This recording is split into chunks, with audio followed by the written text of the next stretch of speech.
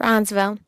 The neighborhood known as Bronzeville is today loosely defined as the area between Cermak and Washington Park, as well as Federal Street in Lake Michigan.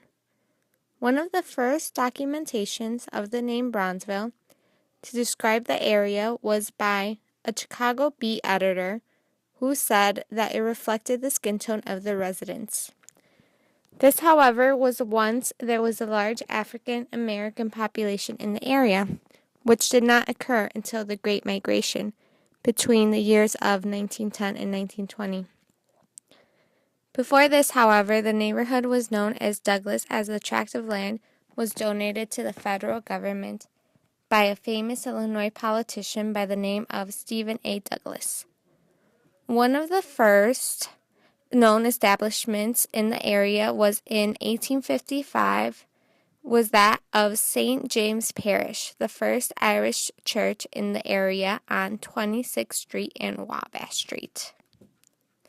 After the Great Chicago Fire of 1871, the South Side began to receive more residents, including the white middle class, Irish Catholics, and German Jews. In 1874, a mission Sunday school was founded by Joseph F. Armour at 31st Street and State Street, called the Plymouth Mission. In 1881, Armour died and left $100,000 to his brother so that he could establish a Sunday school for the community. His brother doubled the amount and built the Armour Mission. The mission was free and open to all, regardless of race and or class. Teachers were sent there, including Julia A. Beveridge, who began starting a curriculum for technical classes to teach children skills. This became the foundation for the Armour Institute of Technology, which opened in 1893. In 1881, the Michael Reese Hospital was opened by the United Hebrew Relief Association that was given the funding by Michael Reese, who lived from 1816 to 1878. The mission of the hospital was to treat patients regardless of race and or nationality until its closing in 2009. In 1890, the hospital established a training school for nurses, which was dedicated to charity, medical research, and education, and closed its doors in 1981 as nurses started receiving more training at other locations. In 1889, Christian Brothers established De La Salle Institute at 35th Street and Wabash Street. In 1889, a Standard Club began, which was an organization of elite Jewish men, and was moved to 24th Street and Michigan Avenue. As the Great Migration began in the early 19th century, thousands of African Americans began moving to Chicago from the southern states. In the 1920s, white businessmen established restricted covenants and zoning restrictions that prohibited African Americans from living among them. In result, black businessmen, professionals, and middle-class families started to settle into Bronzeville as Chicago wealthy white residents moved to the North Shore. Due to limited housing options, African Americans started to settle into houses that were originally owned by white investors. Through the years of the Great Depression and World War II, Bronzeville residents continued to welcome relatives, friends, and new families to the area. Single, small family apartments often got filled with extended family members who could often help pay rent. The Bronzeville became increasingly overpopulated as restricted covenants severely limited the geographical areas where African Americans were allowed to live. New construction was mainly limited to a handful of small, 1- and 2-story structures, which were built as investments by white speculators with an eye of growing potential of the African American economic market. Fortunately, two major events later changed how businesses and establishments were funded. The first event happened in 1908 when Jesse Bing established and opened Chicago's first black-owned bank. discrimination in lending was a major problem for African Americans looking to become businessmen and women who wanted to invest in their own community. The bank became an instant success that helped plow the financial ground for the development of Bronzeville by its own African American community. In addition, in 1916, the investment trend started to get reversed as news got out that the Jordan building at State and 36th Street was becoming extremely profitable with an impressive apartment building and combination store. This precedent was closely followed by a series of ambitious African American owned and financed projects that were carried out along State Street.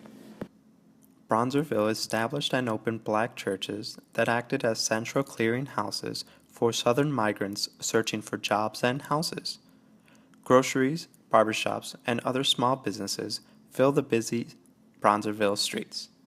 During the 1920s, there also came an emergence of jazz. Jazz was very important to black culture. Originally, jazz musicians came from New Orleans. After the Great Migration, the musicians spread out. Black jazz players were very prominent in Chicago as the city had more opportunities for them. In fact, these people were considered an urban elite for coming to Chicago. They dressed in elegant tuxedos, unlike how they were portrayed in vaudeville shows. They also followed 3 simple rules. Number 1, be on time. Number 2, be well dressed. And number 3, remain awake on stage. A lot of jazz musicians enforced these rules to a T. In fact, one such musician, Earl Hines, regarded this third rule in high regards. That is, if his players were late, they would be fined $5 per minute they were late by. Jazz musicians played in many places, particularly black and tan clubs. Some of these places include the Regal Theater and the Sunset Cafe. The Regal Theater was located as what is now known as 4710 South Dr. Martin Luther King Jr. Drive, which was a nightclub and music venue that opened in 1928 and had an auditorium of 3,000 seats, which was designed by architect Edward Etchenbaum. The Sunset Cafe was located at 315 East 35th Street, which was originally an automobile garage. Then it turned into a black and tan club. It opened in 1929, had about 100 tables, a dance floor, and a bandstand. Many famous black musicians played in these locations, including Miles Davis, born Miles Dewey Davis III from Anton, Illinois, who was a famous jazz trumpeter, bandleader, and composer. Duke Ellington, born Edward Kennedy Ellington from Washington, D.C., who was a famous jazz pianist and a bandleader of a jazz orchestra. Cab Calloway, born Cable Calloway III from Rochester, New York, who was a famous jazz singer and bandleader. Ella Fitzgerald, born Ella Jane Fitzgerald from Newport News, Virginia, who was a famous jazz scat singer. Charlie Parker, born Charles Parker Jr. from Kansas City, Kansas, also known as Yardbird or Bird, who was a famous jazz saxophonist and composer. Louis Armstrong, born Louis Daniel Armstrong from New Orleans, Louisiana, also known as Sasmo or Pops, who was a famous jazz trumpeter and singer. Louis Armstrong's manager, Joe Glasser, managed the Sunset Cafe back in the cafe's earlier years. The Sunset Cafe was eventually renamed to the Grand Terrace Cafe when Al Capone owned it in 1932. Well, he really owned about 25% of it. The cafe still stands today. Sort of.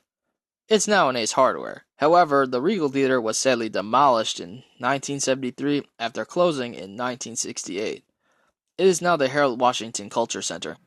Allison Sarr's bronze figure, known as the Monument to the Great Migration, is a testament to the thousands of African Americans who migrated to Chicago in the early 20th century in search of greater freedom and opportunity.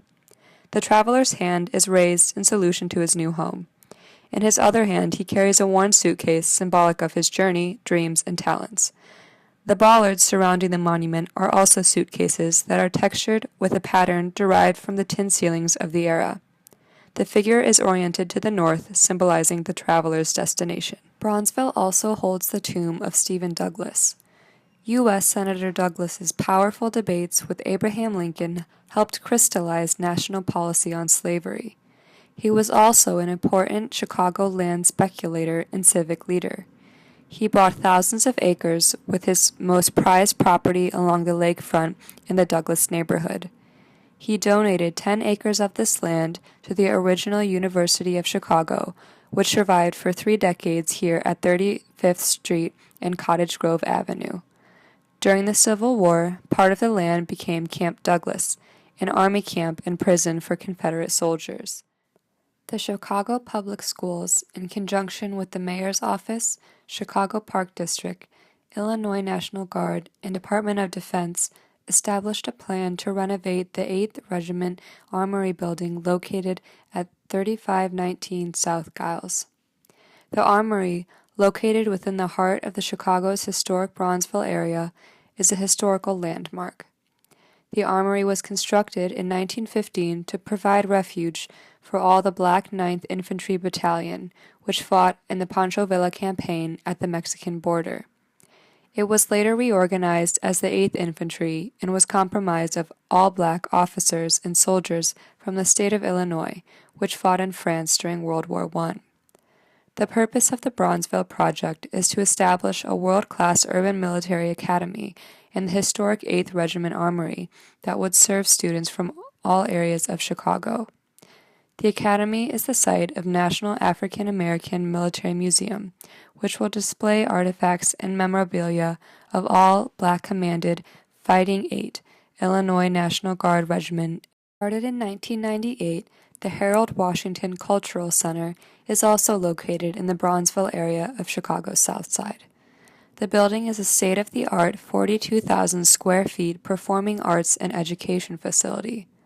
The facility was built as part of the revitalization efforts of the Grand Boulevard neighborhood. The Harold Washington Cultural Center offers the community a wide range of educational programs and services in the sphere of arts and entertainment, from business and performing management, digital recording and production, to classical music instruction, marketing, development, and distribution.